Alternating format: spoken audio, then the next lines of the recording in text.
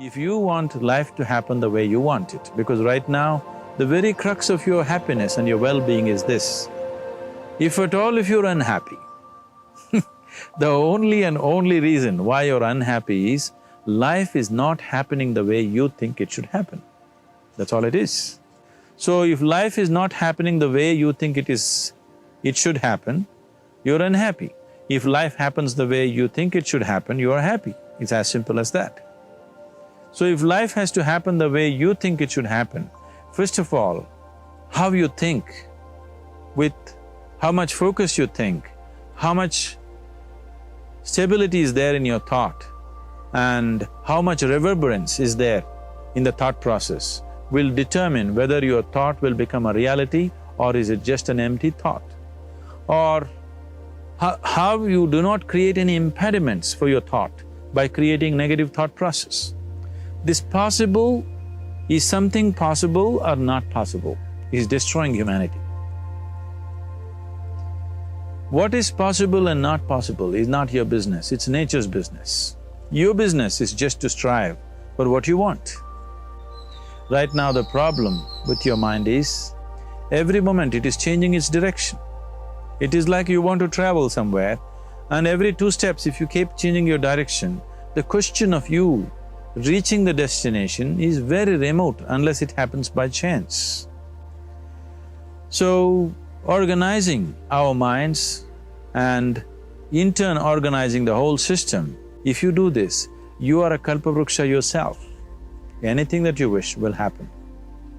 But right now, if you look at your lives, everything that you have wished for till now, if it happens, you have finished. Everything and everybody that you have desired for, if all of that lands up in your house today, could you live with that? Once we're empowered like this, it's very important that our physical action, emotional action, mental action and energy actions are controlled and properly directed. If it is not so, we become destructive, self-destructive. Right now, that is our problem.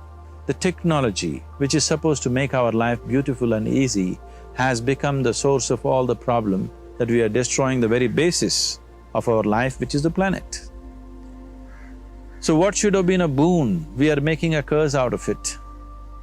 What has brought incredible levels of comfort and convenience to us in the last 100 years or so has also become a threat to our life simply because we are not conscious action, we are in a compulsive state of action. So organizing our minds fundamentally means moving from a compulsive state of activity to a conscious state of activity. You might have heard of people for whom they asked for something and beyond all expectations it came true for them. Generally this happens to people who are in faith. Now, let's say you want to build a house. If you start thinking, oh, I want to build a house. To build a house, I need 50 lakhs, but I have only 50 rupees in my pocket. Not possible, not possible, not possible. The moment you say not possible, you're also saying, I don't want it. So on one level, you're creating a desire that you want something, on another level, you're saying, I don't want it. So in this conflict, it may not happen. Right now, you're sitting here. If I ask you 2 simple questions, I want you to just look at this and answer this. Right now from where you're sitting, can you just fly off? You say no. Right now from where you're sitting, can you get up and walk? You'll say yes. What is the basis of this? Why you say no to flying and yes to walking?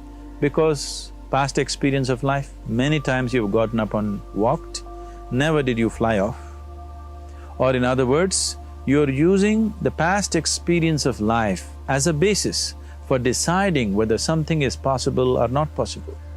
Or in other words, you have decided that what has not happened till now cannot happen in your life in future. This is a disgrace to humanity and the human spirit. What has not happened till now on this planet can happen tomorrow. Human beings are capable of making it happen tomorrow. So what is possible and what is not possible is not your business. That is nature's business. Nature will decide that. You just see what is it that you really want and strive for that. And if your thought is created in a powerful way, without any negativity, without any negative thoughts bringing down the intensity of the thought process, the first and foremost thing is you must be clear what is it that you really want. If you do not know what you want, the question of creating it doesn't arise. If you look at what you really want, what every human being wants is, he wants to live joyfully, he wants to live peacefully. In terms of its relationships, he wants it to be loving and affectionate. Or in other words, all that any human being is seeking for is pleasantness within himself, pleasantness around him. This pleasantness, if it happens in our body, we call this health and pleasure. If it happens in our mind, we call this peace and joy. If it happens in our emotion, we call this love and compassion. If it happens in our energy, we call this blissfulness and ecstasy. This is all that a human being is looking for.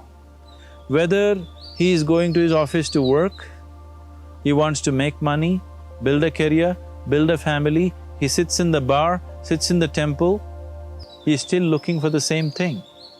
Pleasantness within, pleasantness around.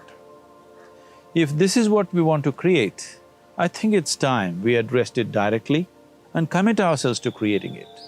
So you want to create yourself as a peaceful human being, joyful human being, loving human being, a pleasant human being on all levels. And do you also want a world like this?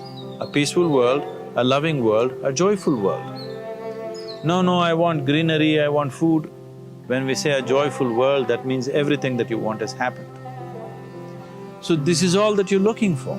So all that you need to do is commit yourself to creating it, to create a peaceful, joyful and loving world, both for yourself and everybody around you.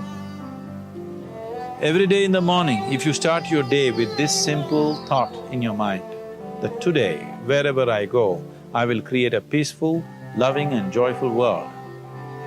If you fall down 100 times in the day, what does it matter? For a committed man, there is no such thing as failure. If you fall down 100 times, 100 lessons to be learnt. If you commit yourself like this to creating what you really care for, now your mind gets organized. Once your mind gets organized, the way you think is the way you feel, your emotion will get organized. Once your thought and emotion is organized, your energies will get organized in the same direction. Once your thought, emotion and energies are organized, your very body will get organized. Once all these four are organized in one direction, your ability to create and manifest what you want is phenomenal. You are the creator in many ways.